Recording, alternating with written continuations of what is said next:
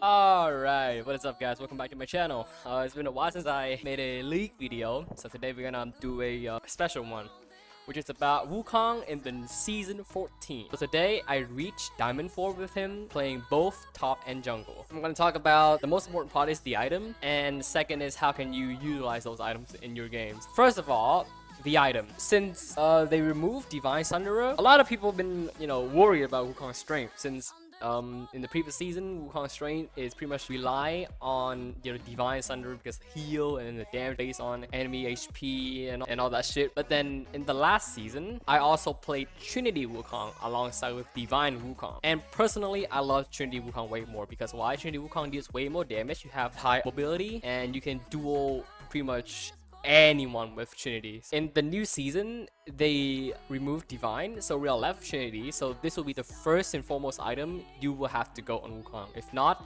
he won't do damage. I know Sunder Sky, it's the meta item for bruises right now, but you have to go for Trinity first because Wukong rely heavily on Sheen, and alongside that, Trinity also gives you some good stats such as movement speed, base damage, HP, and all that stuff. And actually, you can spike Trinity quite easier now. So getting Trinity first is your bread and butter for every single game if you want to play Wukong. And second item, of course, Sunder Sky gives you that extra crit on your first hit and also heals you for sustain. And third item choice, you can choose between either getting, you have 4 options here. 1, Shojin, 2nd, Ravenous Hydra, 3rd, Black Cleaver, and 4th, Sterak gauge. This will be depend pretty much on how your games will go. So if you are super far ahead and the enemy team is squishy, you can choose to go for Shojin. And if the enemy team stacks up with tanks like an Orange, a Drani, or maybe the support is like a Thresh or an Alistar, you can choose to go for Black Cleaver to shred their armor. You can choose to go for Ravenous Hydra, and the reason is that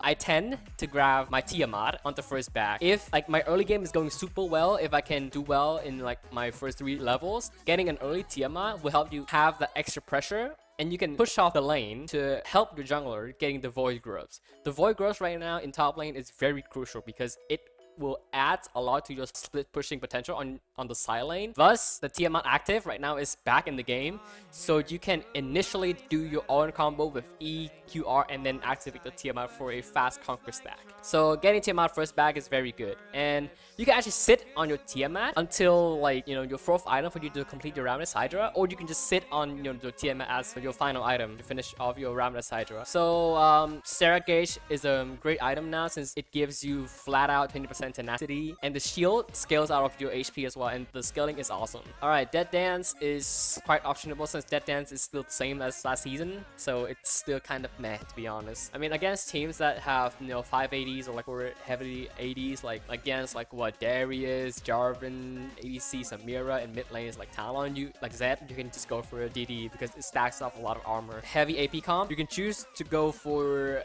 Maul as your defensive item, and this shit as your magic resist defensive item. I mean, the AP shield scales out of your HP. So yeah, that's pretty much about the bruiser items.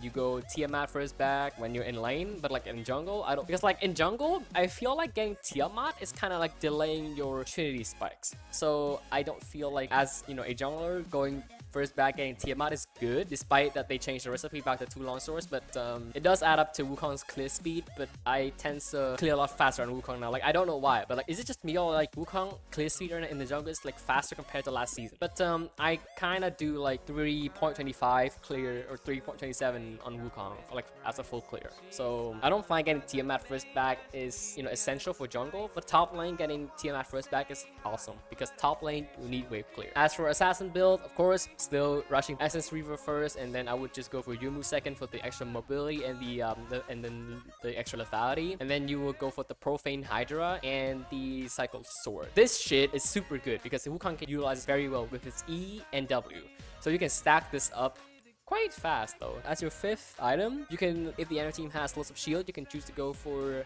Serpent Fang, and if the team has squishies but their mobility that they have high mobilities, you can choose to go for Serilda, and if the enemy team has stacked up HP, go for Dominic, and if they have lots of CC which can lock you down, just go for Edge of Night. That's pretty much it about the new change, because like the new change that they have added in basically just works around the item. Runes is still the same. You still go for Conquer, the standard resolve tree with overgrowth. I don't think taking tenacity is good now, because since you can build out flat tenacity out of Sterak gauge, means that you can pretty much just skip unflinching and just go for overgrowth. As for Assassin Wukong, it's still going to be the same with Electrocute, Sudden Impact, Eyeball Collection, Relentless Hunter, and then this you will go for either this if you're mid lane and you are afraid of the enemy team has lots of range, can poke you down in the early game like Syndra or Ari, or you can choose to go for this, going Biscuit and Cosmic Insight to get access to your summon spells a lot faster, or Futures Market. But Futures Market got nerfed recently, so I think taking cookies is better, I guess. Or you can choose to go for, you know, boots if you are confident enough in your laning and you don't need boots. Runes still say the same. The difference is like just the item.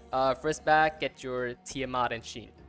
Alright, so now we're gonna move on to the in-game a little bit. Is that in one of my video about the divine thingy, is that syncing Q with your Sheen. Now, I did some research later on. You can still do E-auto Q with divine, but right now with Thunder Sky you cannot, because the passive of Thunder Sky said first hit, so you have to guarantee to hit your Q with your Thunder Sky and your Sheen. You see this mark here, right? So this is the mark. Thunder Sky is ready, so it will consume your first hit. Remember, first hit. So if you do E auto Q with this, you will actually consume the mark with your auto.